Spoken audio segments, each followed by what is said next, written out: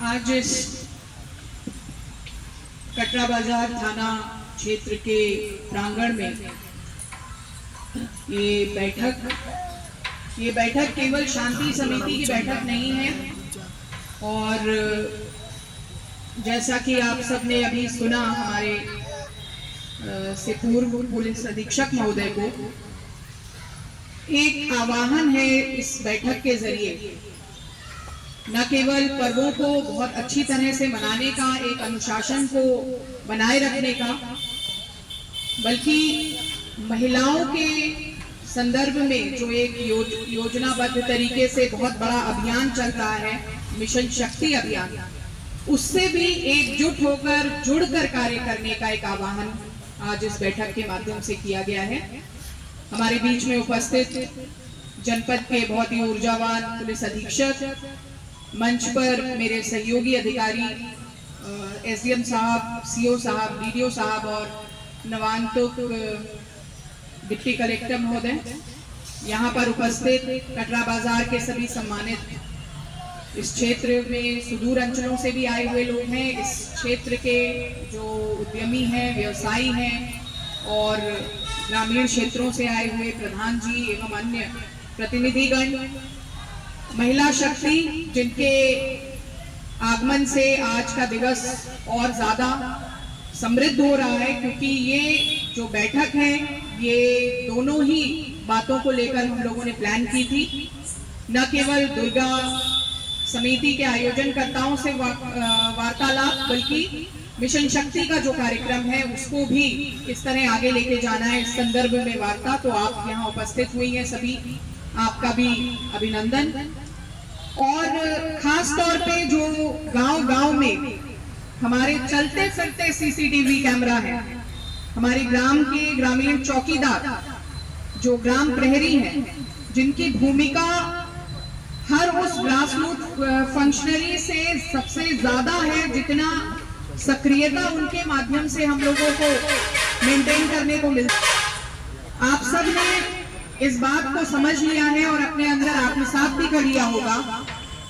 कि कोई भी पर्व जो है उसको मनाए जाने का बहुत ही बेसिक फंडा है कि हम एक अनुशासित ग्रुप की तरह इन आयोजनों को संपादित करें। और उस अनुशासन को भंग करने वाला अगर कोई भी व्यक्ति चिन्हित होता है तो उस आवाज को आप बुलंदी से उठाएं, उस व्यक्ति विशेष के विरुद्ध आप आवाज अपनी प्रबल रूप से उठाएं और यहाँ पर इंगित करें कि वो व्यक्ति जो है, जो असामाजिक तत्व है, जो एंटी सोशल एलिमेंट है, जिसकी वजह से सौहार्द जो है उसमें कमी आ रही है। मेरा ये दूसरा विजिट है कटरा बाजार में, और उससे पहले करीब 1 महीने पहले हम लोगों ने ब्लॉक पर एक बड़ी अच्छी गोष्ठी हुई थी, नगर पंचायत का भी कार्य इसमें अनुश्रवण किया गया था। और मैं देख रही हूँ कि जिस तरह से जो संवाद की स्थिति बनी है, आज बहुत कम ही चीजें जो थी जो आप लोगों के द्वारा उठाई गई कि दिक्कत है या किसी प्रकार की अभी भी समस्या बनी हुई है। निश्चित एक समस्या इस प्रकार की होती है जिसमें थोड़ा सा निरंतरता की आवश्यकता होती है, जहाँ पे थोड़ा बजट इन्वॉल्व होता है। जैसे रोड को गड्ढा युक्त रोड है कुछ जगहों पर, मैंने नोट कर लिया है, संबंधित पीडब्ल्यूडी से अभी बात भी कर ली है, एग्जीक्यूटिव इंजीनियर से, और उसमें निश्चित ही आप लोगों को अपने विसर्जन से पूर्व तक कुछ अच्छा जो प्रबंधन है वो देखने को मिलेगा। मैं एक और बात से आपको आश्वस्त करना चाहती हूँ कि ये जो आयोजन है, इनको लेकर के एक टीम भावना के रूप में हमारी जो टीम है वो कार्यरत है और कार्य करने के लिए पूरी तरह प्रतिबद्ध है। इश्यूज आते हैं, बिजली के इश्यूज हैं, कहीं पर आपने बताया झाड़ियां जो हैं उनका कटान नहीं हुआ। अभी ये मौसम भी एक ऐसा चल रहा है जहां निरंतर फॉगिंग की आवश्यकता होनी चाहिए। मैंने देखा अभी हम लोग रोज अपडेट लेते हैं कि कल अच्छे से फॉगिंग हुई है, क्षेत्र में हुई है या नहीं हुई है, यहाँ पर तो हुई है, कस्बे में हुई है, गांव-गांव में भी ये पूरी कार्य जो है वो पूरी तरह से सबके सहयोग से आगे बढ़े। इस बात को टीम भी उसी गंभीरता से ले, और जो जनप्रतिनिधि यहाँ उपस्थित हैं या जो ग्रामवासी यहाँ उपस्थित हैं, जो क्षेत्रवासी यहाँ उपस्थित हैं, वो भी पूरा सहयोग अपना जो है वो आगे बढ़कर इस पूरे कार्य में बढ़ चढ़ कर करें। ऐसा मेरा आह्वान आपके माध्यम से रहेगा। और एक अनुशासन की बात को लेकर के किसी सीनियर ने कभी कहा था, उस बात को मैं यहाँ दोहराना चाहूंगी कि अनुशासन को भंग करने के लिए 3 डी है। डीजे, पहला डी जो है डीजे की आवाज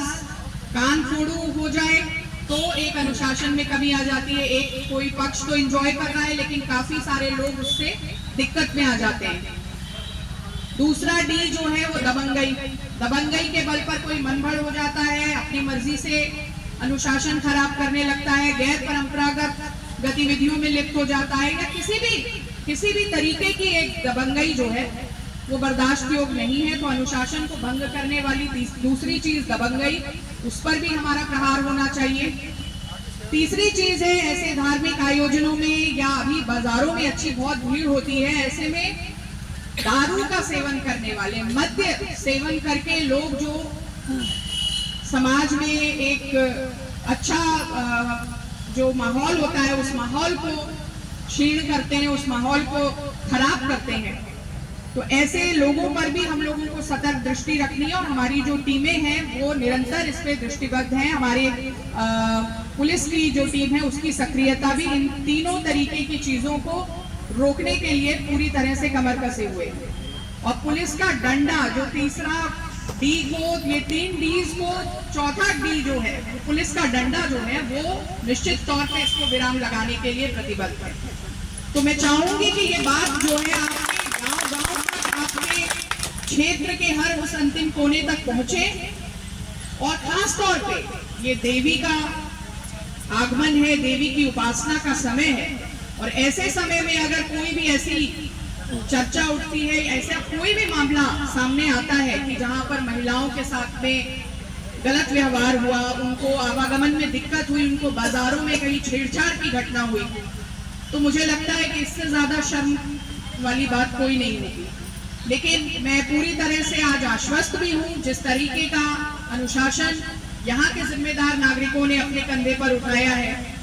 आप लोग इस आवाज को हर एक व्यक्ति तक पहुंचाएंगे। और मिशन शक्ति की अलग जो है, जो एक इतना बृहद कार्यक्रम है, जो माननीय मुख्यमंत्री जी का बहुत दिल के करीबी उनका ये कार्यक्रम है कि हमारी जो महिला शक्ति है उनको सशक्त बनाया जाए, उनकी सशक्त होने की जो भूमिका है उसमें हर तरीके से उनका सहयोग हो, उस भूमिका में आप सब लोग भागीदार बन रहे हैं। मैं इसलिए आपको यहाँ उपस्थित होने के लिए बधाइयाँ देना चाहूंगी, शुभकामनाएं देना चाहूंगी, और अपनी वाणी को मैं शारदीय नवरात्रि की शुभकामनाएं निर्गत करते हुए विराम देना चाहूंगी। जय हिंद, जय भारत।